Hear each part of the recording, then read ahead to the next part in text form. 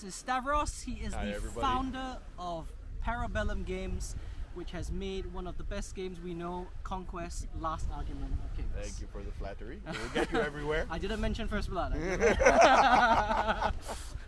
Okay, so thank you so much for taking the time. No, my pleasure. I think there were a few topics we wanted to go over. So, you've made this world, you've made this game, it's 8 factions now, going to be 9 soon. What would you say is the unique selling point? If you had to give elevator pitch. Timing. Timing? It's the only war game that includes timing in your decision making. It's the only war game that includes. You mean preset timing? Correct. If you look at Warhammer, or most of the other games, I should not pick unfairly on them. Yeah. You cover 80% of your strategic decisions with target priority. Yes. You can always make the best decision. Yes. Because you can say this one activates now, that one activates now, even for alternating games. Correct. Whereas for us, the biggest issue is that target priority is critical, movement is critical, but timing is also critical in a way that it much more so than in other games. So just for context, what Stavros is talking about is the command stack or command deck. And this means that at the start of every turn, you decide the sequence of activations of your army before you know who goes first. And you have to stick to this activation short of some special rules or things that let you mix it up. And you're right, that actually has not been done. Yeah. I mean, I will be, it's one of those things that I actually studied military history, and in the beginning, my entire dream was to make an accurate war game. And that's when I realized I should not be involved with the rules, because that would be a monster that would take 8 hours to play. So that's when I shut up and I withdrew from the rules, except in a very sort of like, this is what I would like, and it has to play fast, and this, that, and the other. And in the end, what I can say is there were 2 things we wanted to accomplish. Add timing as one more, not just movement and target priority, but also when to move and when to select your targets within your own turn, not within the battlefield, to be critical. And the second was we wanted the game to move past the army list building. I was a rabid Warhammer Fantasy player, and if you ignored magic, which is incredibly volatile in the last edition, I could look at a table after deployment and tell you who would win, barring truly horrendous dice. So and that is something we wanted to move away, because it limited the gameplay experience. That's why we didn't want deployment. Plus the fact that it speeds up the game, right? So large parts of it we're trying to learn from the mistakes that were made by other, rank and flank fantasy games. Generally, the issues of speed, the issues of deployment, and over complicating and over making it sort of sedentary. You'll notice that Conquest is quite violent, and units dynamic. vanish, Yes. and units move, and enter the game and leave the game quite quickly. But it plays faster than most skirmish games, despite being rank and flank, which is another unique selling point, again, centered around time.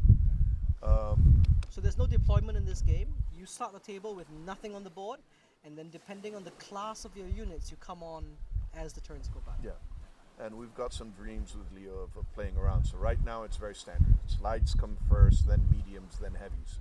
But we've got other ideas of like rear guard missions, where your heavies start on the board, and then your lights come to reinforce quickly, and then your mediums arrive after them, and chaos, right? Chaos. I don't know how those could be balanced for competitive gaming. We'd have to see. But it would force people to bring balanced lists, though. Yes, because and that's one of the things that appeals. That's one of the things that appeals tremendously. Okay, so I have a question. How did you come up with what we know as EI? Because normally you've got a lot of people, right? J.R. Tolkien, Gurm, they've made all these worlds. How did you conceptualize this? it started as a disjointed series of images, right? Cool ideas. And I grew up on Tolkien. I will be honest, whereas I admire and respect him tremendously, I no longer enjoy his writing because I find it a little bit slow and ponderous for my tastes.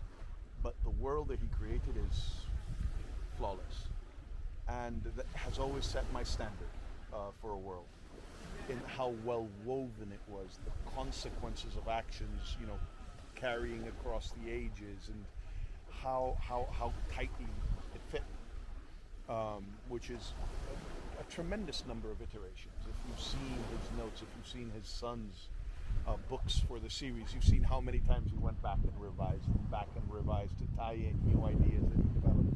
Yeah. So it started truly with a dream of the spires, Okay. largely based on Woe and Silithus, but interpreted differently. And then from there, the 100 Kingdoms, and from the 100 Kingdoms to the Nords and the Dweghom, and all of them were realistic parts of the world to which I added a known and established fantasy twist. And for me, the key element was to make it all believable. If you were to somehow be transported there and look at it, it would look believable. If you were to see a movie, it wouldn't. It would make sense. It would It click. would make sense. It would click. Did you see the World of Warcraft movie? Yes, I did. Didn't you get that strange sense of disconnect between the orcs and the humans, and how it didn't kind of jive together? It was a little bit, or I felt it was a little bit too over the top. Well, it was over the top. And the visuals didn't convince me that they were real. I wanted a world that if I saw its visuals, they would convince me they're real. Yeah, I don't know about the artistic angle of why they went with that for the movie. I think they were tied because of the art of the game. But the game, the orcs aren't that heroic scale. Oh, dude, they are. No, in WoW, they're like the same. They're like a hunched, oversized human, same Yeah, size. but if you straighten them out, if you see their shoulder, I mean, have you seen the tier 1, 2, and 3 armors? It was like. Okay, but the armors are meant to look that Yeah, way. yeah, the armors true. are meant to look that way. But at heart, that was it. It was, I wanted a realistic world that had fantasy overtones, Okay. and I wanted the high fantasy, but without it being overpowering. If you've ever read Glenn Cook, Yes. you'll see what I mean, right? He focuses on the people, and then there's these archmages doing crazy things, but the stories is of the little guys. Yes. And that was always very important to me, to keep that very grounded feel Okay. to it. For me, Glenn Cook's sort of historic, or the guy that's his inheritor is Stephen Erickson, Mm-hmm. with the Malice and Book of the Fallen series, that there is a lot of nods to and a lot of respect to in this world. That's interesting that you bring up Tolkien, because I think a lot of people don't know him from reading him. A lot of people know him from the movies, and that's a different level. So I read Tolkien. I think a lot of people don't know that, you know, the way he wrote was very old English, Yeah. and there was actually a lot of singing in the books. There were times when Boromir passed away, and then it was like, I think 3 or 6 pages of singing. Yep. Right, like Aragorn sang, Legolas joined in, and Or describing a hill for a Yes. page and a half. yes, A hill, and then he would describe the formation on the everybody. I mean, if you've read Robert Jordan, what is it, The Eye of the World, the what are they called, The Wheel of Time. okay, yes. Dear God, that man could go on and on about clothing. How it looked, Yeah, the clothing and how it looked on him, and he would. I think every flesh author it out. Yeah. has his little quirk that he Yes. hangs on. Erickson, it's going to be geologic formations. I learned more geology from Erickson than I ever did from geography classes. Okay, and so next question is, are all the, like, I love what you did with the Spires. The Spires are like an elf faction that came from another planet to terraform this one and prepare it for what their race was attempting to run away from. Mm-hmm. That is such a, I don't know how you got that idea. And then then you made it. You took it a step further and said the logical conclusion is that after that the portal opens, the first nobles come in, they shut the gate behind them. That so oddly, I love the notion of beautiful things that are also terrifying. Like this outward beauty, inward. But one of the things that's very hard to write is a truly alien mindset, right? Yes. I used to play a lot of Vampire the Masquerade, and I always played Camarilla. And everyone's like, dude, we should really run a Sabbat campaign. And I'm like, no. And they're like, why? Because if any of you truly played a Sabbat, I would not want to hang out with you. You know? And it's one of those things that I remember, again, it was this dream that I had, and it was, that literally was the genesis for the spires that were around what the world was built. There's a lot of people complain about, hey, the spires are responsible for everything. You know, if you were to look at our planet, and humanity has really only been active on it for like, what, 20, 40,000 years? Yeah. And we've shaved, I don't think there's anywhere, even in the deepest part of the Marianas Trench, there is trash.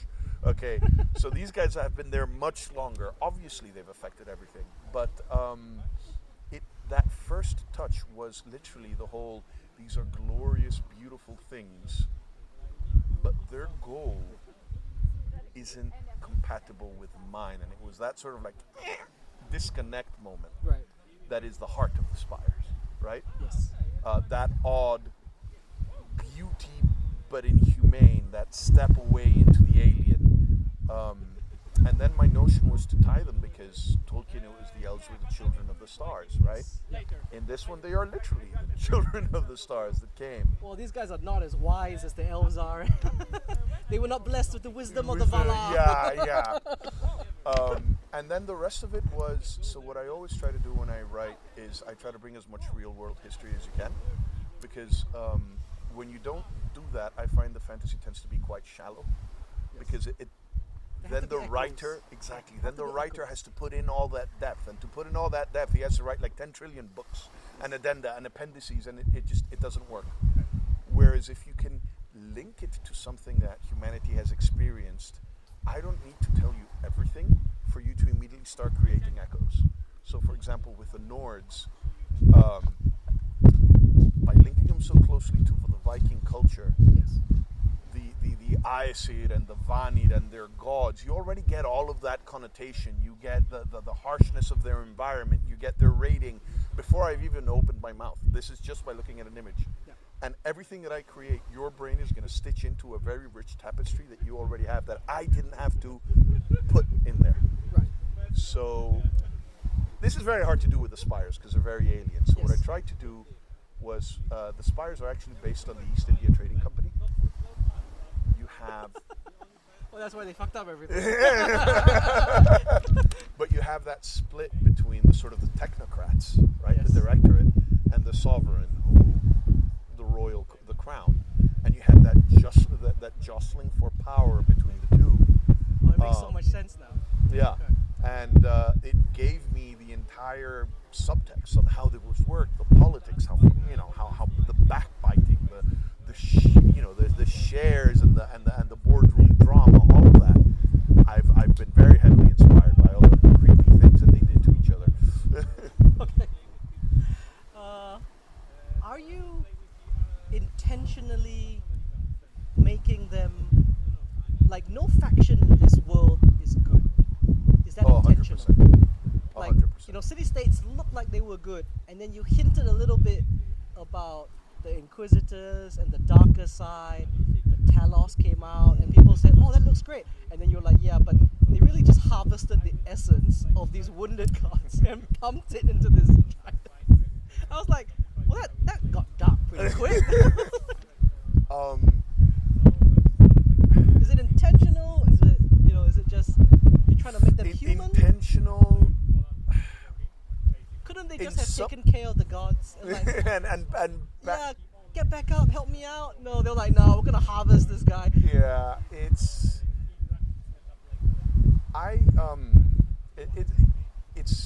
there's no way somebody can write and not convey a lot of them in the writing and a lot of the world view in the writing. And I'm one of those people that believes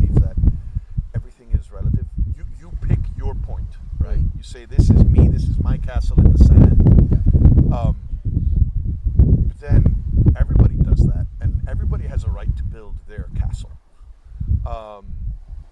And no castle is more important or less important than other. And obviously a lot of this has bled into my writing.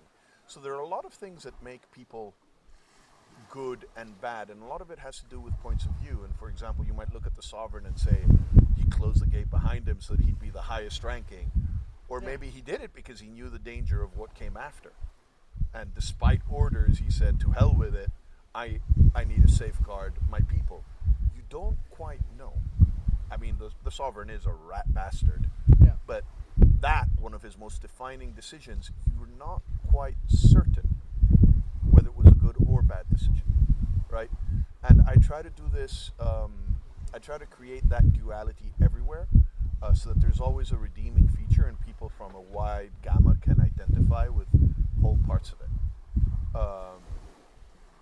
In many ways, oddly enough, the Wadrun are the most innocent of the factions. They didn't ask for this, and they're trying to figure out what is this world? What is this world? And they're trying to overcome how they were made. Aggressive, hyper-violent, driven to aggression, and they're trying to create a culture from scratch. And you've got their goddess squeezing them so tight and pushing. The overprotective mum. Yeah. Helicopter parent. Yeah. The helicopter parent around the entire race, trying to guide them away from what they were created. But then you're like, are you any better than your creators? So you try to, in many ways, perhaps you could, maybe not good and evil, but perhaps the Wadrun are among the more innocent of the factions. Well, they're having a bad time. I mean, at least in the story, right? They're getting pushed. They're all over the place. They tried to fight the OD, they failed, and then they had to run, and it feels like a refugee story, and they haven't found their home yet. Yeah, so there is, and there's a little bit of this everywhere. And no, yeah, it's there. I think it's a large part of me that doesn't believe in pure good and pure evil, merely shades of gray. And some can be a lot darker than others. Don't get me wrong. Yeah. But I do like the gray, and I do like making everybody a little bit of good and a little bit of bad. Like even the Old Dominion, you've got the warlord who is oddly, where did he come from? What the hell's he doing? Like he's ex-order? How's that possible? Wait a second. So okay. I like keeping it. I like mixing it up. Okay. No, I think it's a beautiful world. The way you've crafted it out is fantastic. If you guys haven't taken a look at the lore, you can find it on their website. It's all there.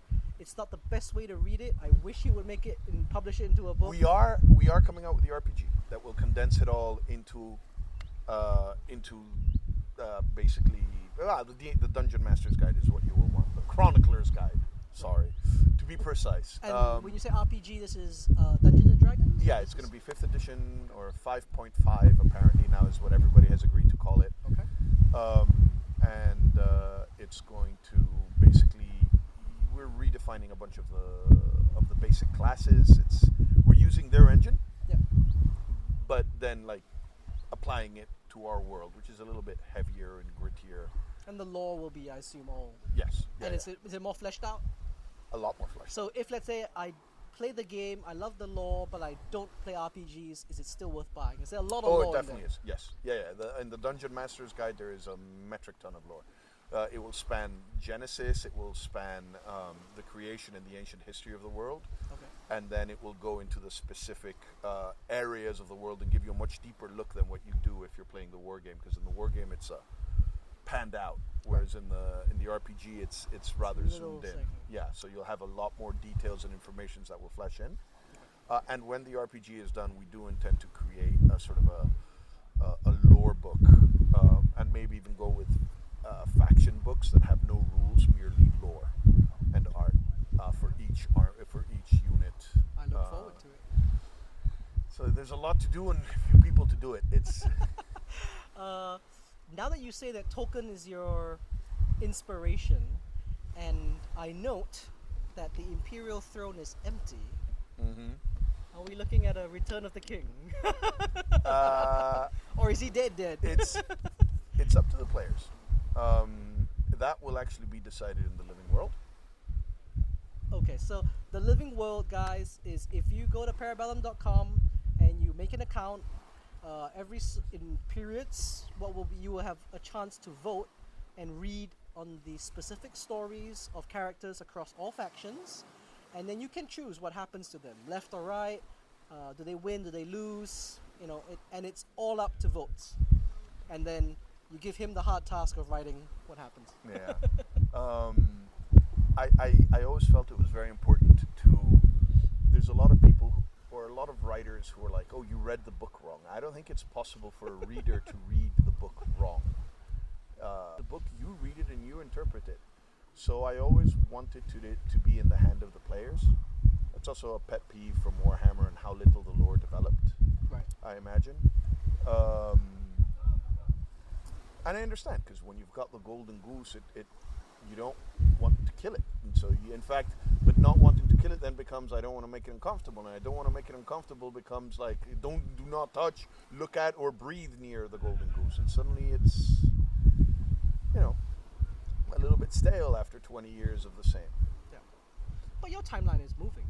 Yes. It's not the way GW does it. It's static, and this Eye of the Terror is just about to. No. So we very much want a moving timeline, and it helps the game evolve. It keeps it fresh. It makes sure that people who come in don't have 40 years of reading to do, because the timeline has moved. So you got 5 years of reading to do. And do you think that's sustainable? Do you think you'll try and keep the living world as a thing, or at some point are you going to say, I need writers and they can't keep waiting on the community, they need to make decisions? No, I think I dream of the living world being just an even bigger and bigger proportion of it, because so far the players have voted on relatively minor, except for the Ritual of Awakening. But for example, exactly the Ritual of Awakening, the players chose a path that ended up with a large portion of the Old Dominion gaining consciousness and free will, versus being mindless automata of a few very high-powered lieutenants. Yeah. So my dream is actually that this continues and becomes an integral part of the game, and eventually I can develop an entire, let's call it the more narrative players and the what's it called, the casual scenario players. Their games, their rules are going to slowly vary depending on what's going on in the living world. Okay. So if the 100 Kingdoms are pushed back, maybe that's reflected in the 100 Kingdoms army list. Certain units become more powerful, but more points because their kingdoms have been destroyed or under siege, and they're more motivated. Little stuff like that is impossible to balance as finely tuned as you need it for competitive play. Yeah. But for scenario play, will be very rewarding to say, I'm seeing an effect of the battles I play. Well, we've seen Crucible of Wills, we've seen a couple of the narrative OP kits, and I think that they try and bring in some of the special characters. Yeah, very much units. so. Not balanced for, like you say, competitive play, but No. Enjoy But it. for an enjoyable battle and to sit there and spend an afternoon or a couple of afternoons with your friend. And you feel continuity because the scenario 1 goes to scenario 2 to 3 to 4. You feel it. And it it creates a story and it ties the narrative, which is such a powerful part of the game. So we're here now at the end of season 4. Correct. In beautiful Chios, beautiful island just off Turkey, but it's part of Greece. And we are having the Worlds. There's 16 of the best players here fighting each other. But there's still only 8 factions. Yes. And you've said that they're 24. 26 now. 26. So I think when I first started having happy hours, I think the number was 18. Yes. So And now it just keeps growing. It was 18 plus the ones that had come out, which was 4, so it was 22. Okay. So what happens is, exactly because I had seen Tolkien's process, and I left myself a lot of room in the stories. Yes. I find that it's a very common mistake to try to explain everything in history, because the moment you explain it, you nail it, and it can only ever be that one thing, and suddenly you have a lot less wiggle room.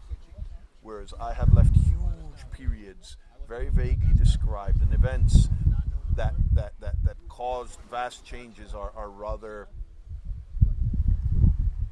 loosely and nebulously defined. So I have a lot of room to go in and with a lot of care stitch in something new if I need it. So I leave myself a lot of room narratively to add things if I need, because I hate retcon, retro continuity, when you go back and say, oh, by the way, this thing that we said was never the case. It was all like this from the very beginning, and ignore that that was ever said. Well, I mean, leaving all the holes and the plot hooks, when you do expand your team, they're going to have to vet for continuity. That Anyway. mostly is, honestly, is right now it's my job. And the part of my job that I enjoy the most, the lore writing. And so what we figured out with my writing team is I create the world, the setting, the dynamics between factions, the politics, the economics, but they actually do the people. You see what I mean? And that creates a good balance between making sure that things are continuous and the themes and the moods are close, but developed cohesively, and then what happens within that is handled by other people, because otherwise, yeah, it would be way too much writing. What is your timeline for factions? 1 a year, 2 a year? 1, possibly 2 a year, if as we continue growing. That's pretty breakneck speed. It is. We have a lot of room to catch up. Right now we have, if you look at it, the Duerom have been almost fully released. No, have been fully released. Yes, they're fully released, but what you've announced, yeah. Yeah, the city-states are very close to being complete. So are the Old Dominion. There was a lot of learning on how we designed our first armies and our later armies. So yeah, about 1, maybe 2 factions a year is something that we believe is doable. So what's the 9th faction? Not gonna happen. Nice try. Daryl has snipers. Leo has a chip in his head embedded to attack me if I mention what the 9th faction is. I think it's going very well. So like I said, this is just season 4. You intend to bring everybody to Chios to play the Worlds. I think it's been great so far. What do you think it's going to happen again next year? Oh God, yes. Hopefully next year we're also going to include First Blood for all of your aspersions. We want to include a First Blood tournament as well. We want to separate it well and truly from TLAOK. Give it a little bit, give it the depth, and that's why Evandra came onto the team as well.